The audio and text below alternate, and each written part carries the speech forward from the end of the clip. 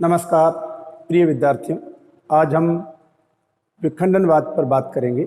विखंडनवाद एक पाश्चात्य दार्शनिक चिंतन है जो संरचनावाद के बाद आया। इसे उत्तर संरचनावादी दार्शनिक चिंतन भी कहते हैं। विखंडन शब्द की उत्पत्ति कहाँ से हुई? विखंडन शब्द को साहित्य आलोचना के केंद्र में लाने का काम किसने किया और विखंडनवाद की अवधारणा क्या है, इस पर हम बात करेंगे। विखंडनवाद हमारे यूजीसी नेट के पाठ्यक्रम में भी है और तमाम विश्वविद्यालयों में एमए के पाठ्यक्रमों में भी विखंडनवाद टॉपिक है। विखंडनवाद को लेकर इन प्रतियोगी परीक्षाओं में अक्सर प्रश्न पूछे जाते हैं। कॉलेज सहायकाचार्य परीक्षा में भी विखंडनवाद एक टॉपिक है, उससे संबंधित एक आध प्रश्न जो है पूछा जा सकता है। तो आज हम विखंडनवाद पर विस्तार से बात करेंगे। विखंडनवाद का अंग्रेजी जो शब्द है वो है डीकंस्ट्रक्शन। विखंडनवाद डीकंस्ट्रक्शन अंग्रेजी शब्द है, अंग्रेजी में इसे डीकंस्ट्रक्शन कहते हैं। विखंडन की शुरुआत कब से मानी जाती है और विखंडन के प्रवर्तक कौन है, इस पर हम बात करेंगे। विखंडनवाद की शुरुआत की अगर हम बात करें तो 1966 में जॉन हॉपकिंस विश्वविद्यालय में 1966 में जॉन हॉपकिंस विश्वविद्यालय में संरचनावाद पर एक संगोष्ठी हुई थी। ध्यान देना, 1966 में जॉन हॉपकिंस विश्वविद्यालय में संरचनावाद पर एक संगोष्ठी आयोजित होती है। उस संगोष्ठी का विषय था structure, sign and play in the discourse of the human sciences. संगोष्ठी का विषय क्या था? Structure, sign and play in the discourse of the human sciences.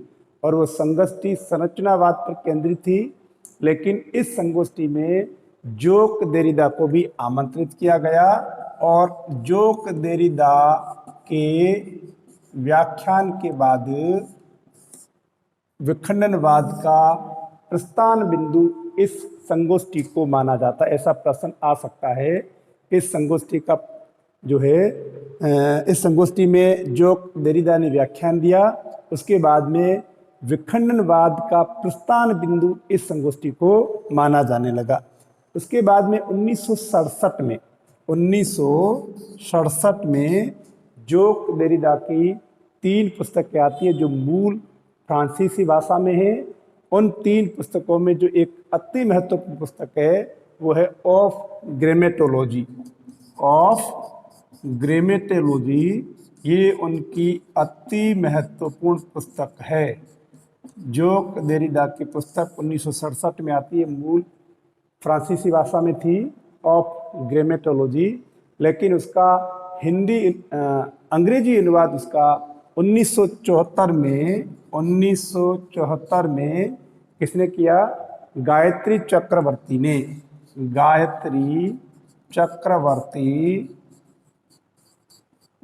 Spivak ने उसका अंग्रेजी अनुवाद किया।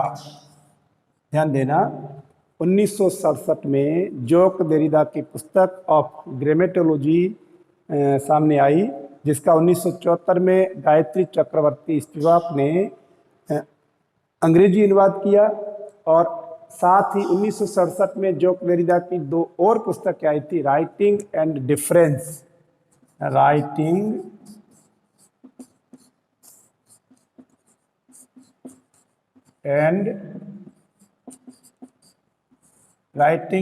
डिफरेंस जिसका 1978 में अंग्रेजी अनुवाद हुआ।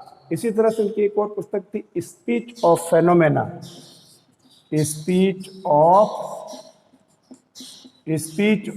फेनोमेना। ये भी उनकी महत्वपूर्ण पुस्तक थी, जिसका अंग्रेजी अनुवाद 1973 में माना जाता है। तो ध्यान देना 1967 में जोक डेरिडा की 3 पुस्तकें आती है, of grammatology, writing and difference, speech of phenomena, जिनका अंग्रेजी अनुवाद ऑफ ग्रामेटोलॉजी का 1974 में गायत्री चक्रवर्ती स्पिवाक ने किया है, राइटिंग एंड डिफरेंस का 1978 में हुआ, और स्पीच ऑफ फेनोमेना का 1973 में अंग्रेजी अनुवाद हुआ है। तो इस तरह से 1967 से विखंडनवाद एक दार्शनिक चिंतन के रूप में सामने आता है, और उसके बाद में सभी क्षेत्रों में उसकी चर्चाएं होती है, साहित्य में भी उसकी चर्चा होती है, और साहित्य में उसको चर्चा का केंद्र बनाने का काम, साहित्य में उसको एक साहित्यिक आंदोलन बनाने का काम येल विश्वविद्यालय के आलोचक करते हैं। येल विश्वविद्यालय के आलोचक ये काम करते हैं। येल विश्वविद्यालय के आलोचकों की अगर हम बात करें तो येल विश्वविद्यालय के जो प्रमुख आलोचक है उनमें आपके Paul de Man, Geoffrey Hartmann के साथ जे हिल्स मिलर, हेरल्ड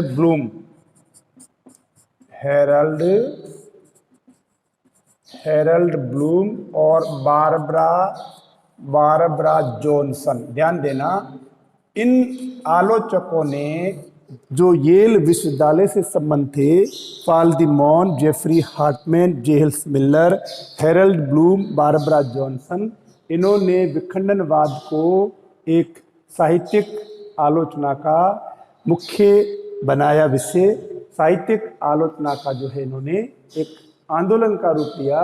तो इस तरह से विखंडनवाद जो है सामने आता है। तो विखंडनवाद के प्रवर्तक कौन हुए? जोक डेरिडा की 3 पुस्तकें पूछी जा सकती है।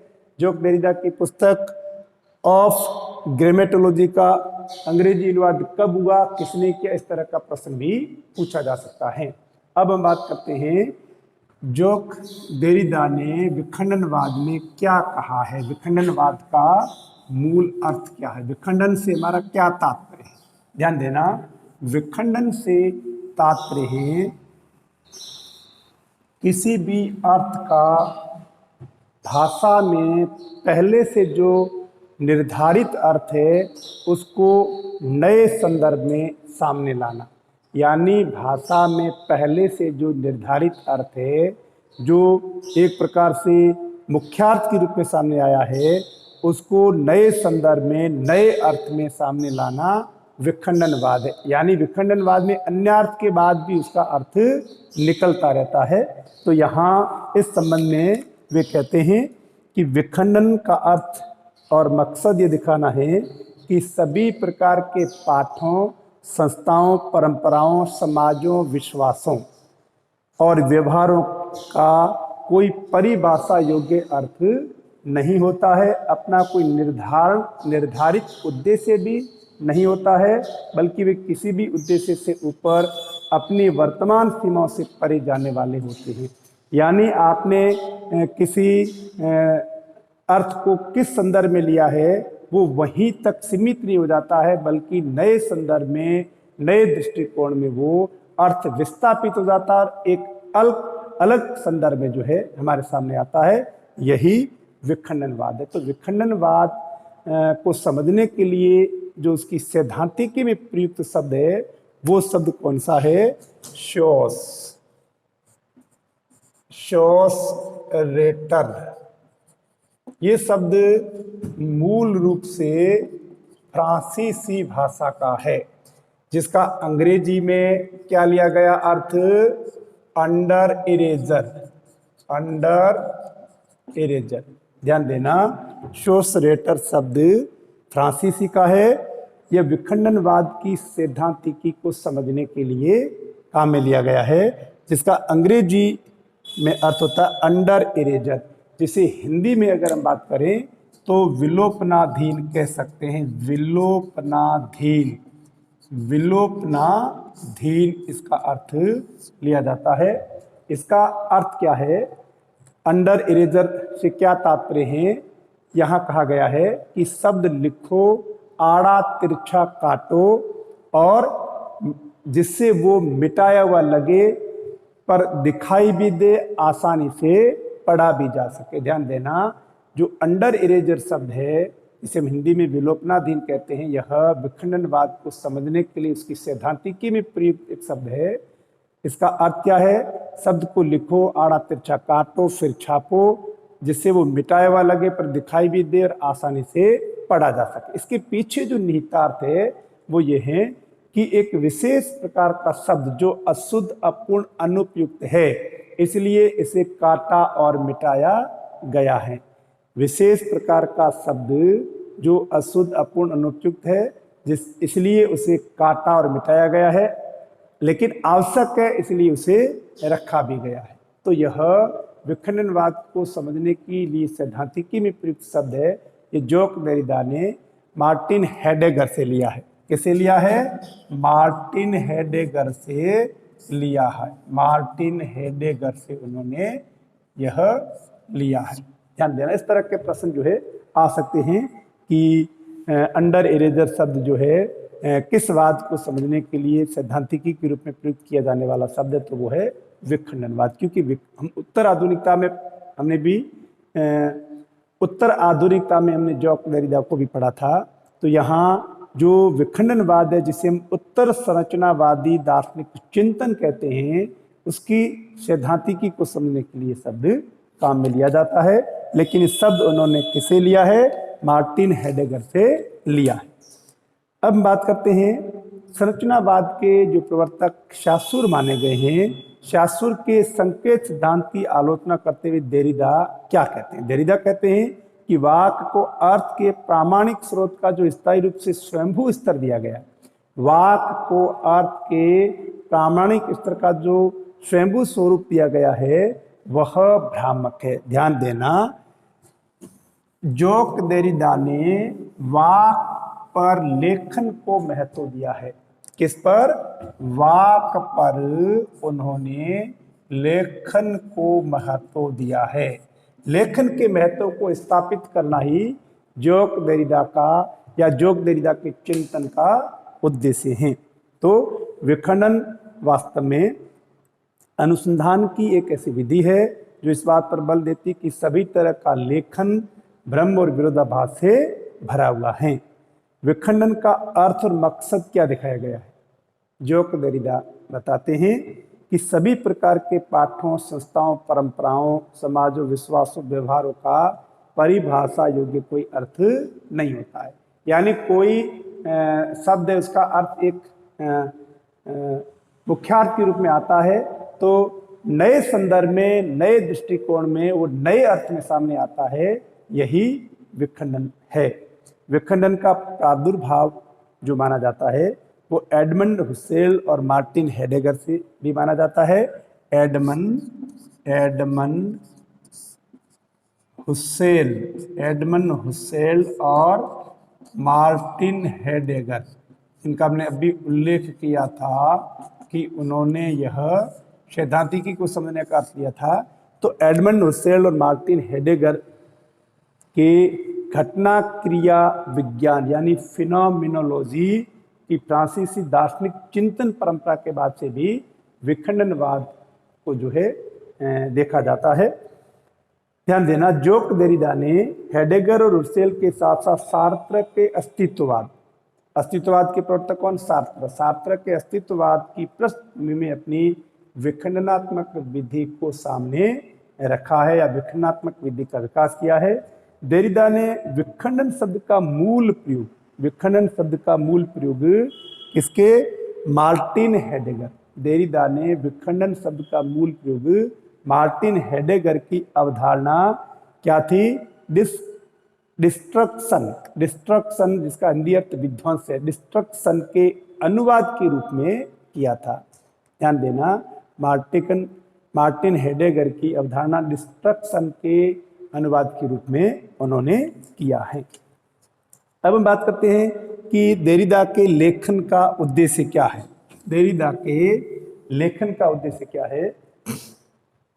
देरिदा के लेखन का उद्देश्य है संरचनाओं के भीतर दबे हुए तत्वों को खोजकर संरचनाओं के भीतर दबे हुए तत्वों को खोजकर विमर्श के केंद्र में लाना और उन्हें उनकी ऐतिहासिक भूमिका प्रदान करना। ध्यान देना, संरचनाओं के भीतर दबे हुए तत्वों को विमर्श के केंद्र में लाना और उन्हें उनकी भूमिका प्रदान करना, ये देरिका के लेखन का उद्देश्य है। देरिदा के चिंतन का मुख्य उद्देश्य है लेखन के महत्व को स्थापित करना। देरिदा के चिंतन का मुख्य उद्देश्य लेखन के महत्व को स्थापित करना, लेखन के महत्व को स्थापित करना। देरिदा से पहले अगर हम बात करें तो वाक को केंद्र में रखकर सब कुछ बताया गया है, यानी वाक को तरजीह दी गई है। अगर हम तुलनात्मक दृष्टि से रूसो को देखें तो रूसो भी यह कहता है कि प्रकृति मनुष्य के लिए संस्कृति से पहले कल्याणकारी है, इसलिए वाक प्रकृति से जुड़ा हुआ होने के कारण प्राथमिक है और लेखन संस्कृति का हिस्सा होने के कारण द्वयम है। यहाँ देरिदा ने रूसो के इस अंतर विरोध को उजागर किया। देरिदा का कहना है कि वाक प्रकृति से जुड़ा हुआ होने के कारण प्राथमिक है, तो देरिदा कहते हैं कि वाक से पहले प्रकृति है। और साथ में देरिदा ने यह भी कहा कि लेखन अगर पूरक है तो वो किसी कमी को सामने लाने का काम करता है, वह किसी अभाव को पूरा करने के लिए है, यानी उससे पहले कि कोई चीज अपूर्ण थी, उसमें कुछ कमी थी जिसे पूरा किया जा रहा है। तो लेखन को देरिदा केंद्र में लाना चाहते थे, लेखन के महत्व को स्थापित करना ही देरिदा के चिंतन का उद्देश्य है। और साथ में देरिदा ने यह भी कहा है कि पाठ से बाहर कुछ भी नहीं है। ध्यान देना, इस तरह के प्रश्न पूछे जा सकते हैं, पाठ से बाहर कुछ नहीं है, पाठ से बाहर कुछ नहीं है। कौन कहता है? जोक देरिदा। पाठ से बाहर कुछ नहीं है। भौतिक और गोचर जगत का खंडन नहीं यह, बल्कि यह पाठ की क्रांतिकारी सत्ता मीमांसा की घोषणा है। पाठ से बाहर कुछ नहीं कहने से देरिदा का आशय था विश्व का कोई भी रूप या हिस्सा लिखित अवधारणाओं विचारों के पाठ के रूप में किसी न किसी प्रत्यक्ष अप्रत्यक्ष माध्यम द्वारा ही हमारे अनुभव संसार का हिस्सा बनता है। अतः पाठ से बाहर होने का अर्थ है अपने मन मस्तिष्क से बाहर होना। तो जो देरिदा को लेकर, विखंडनवाद को लेकर परीक्षाओं में जो पूछे जाने वाले महत्वपूर्ण प्रश्न हैं, उनमें यह भी आ सकता है कि विखंडनवाद के प्रवर्तक कौन है? जोक देरिदा। विखंडनवाद का प्रस्थान बिंदु किसे माना जाता है? तो इसका उत्तर होगा 1966 में जॉन हॉपकिंस विश्वविद्यालय में संरचनावाद पर जो एक संगोष्ठी हुई थी, उसे विखंडनवाद का प्रस्थान बिंदु माना गया है।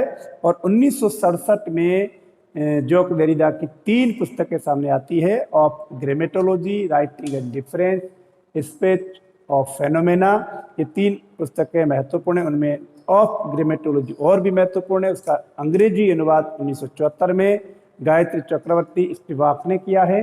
फिर इसे एक साहित्यिक आंदोलन का रूप देने का काम येल विश्वविद्यालय के आलोचकों ने किया। उनमें आपको बताया Paul de Man, Jeffrey Hartman, James Miller, Harold Bloom, Barbara Johnson ये प्रमुख है। फिर हमने विखंडनवाद के लिए जो उसकी सैद्धांतिकी को समझने के लिए जिस शब्द का प्रयोग किया गया अंडर एरेजर, जिसे हम विलोपनाधीन हिंदी में कहते हैं, वो एक महत्वपूर्ण जो उन्होंने मार्टिन हेडेगर से लिया है।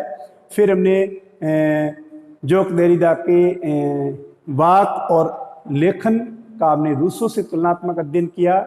इससे पहले पाश्चात्य साहित्य में वाक को तरजीह दी गई थी, लेकिन देरिदा के चिंतन का उद्देश्य था लेखन के महत्व को स्थापित करना, क्योंकि वो कहते हैं कि लेखन अगर पूरक है तो किसी कमी को पूरा करने के लिए, इसलिए लेखन जो है महत्वपूर्ण है। और देरिदा ने कहा है कि पाठ से बाहर कुछ नहीं है। पाठ से बाहर होने का मतलब आपके मन मस्तिष्क से भी बाहर होना। तो इस तरह से हम देखते हैं कि जोक देरिदा का विखंडनवाद एक उत्तर संरचनावादी दार्शनिक चिंतन है जो एक साहित्यिक आंदोलन के रूप में भी सामने आता है। तो ध्यान देना, विखंडनवाद से हमने तात्पर्य क्या लिया है कि जो शब्द पहले से पूर्व निर्धारित अर्थ में है उसको नए संदर्भ में नए अर्थ में विस्थापित करना, अन्य अर्थ से आगे भी उसका जो है अर्थ निकलना, ये विखंडनवाद की प्रवृत्ति है। आप इन बिंदुओं को नोट कर लें क्योंकि परीक्षा में इन्हीं बिंदुओं से संबंधित जो है प्राय प्रश्न पूछे जाते हैं। आज की जो परीक्षाएं होती है बहुविकल्पात्मक होती है। ऐसी स्थिति में तथ्यात्मक प्रश्न जो है अक्सर पूछे जाते हैं। तो आप इस वीडियो के आधार पर विखंडनवाद से संबंधित प्रश्नों के उत्तर दे सकते हैं। धन्यवाद।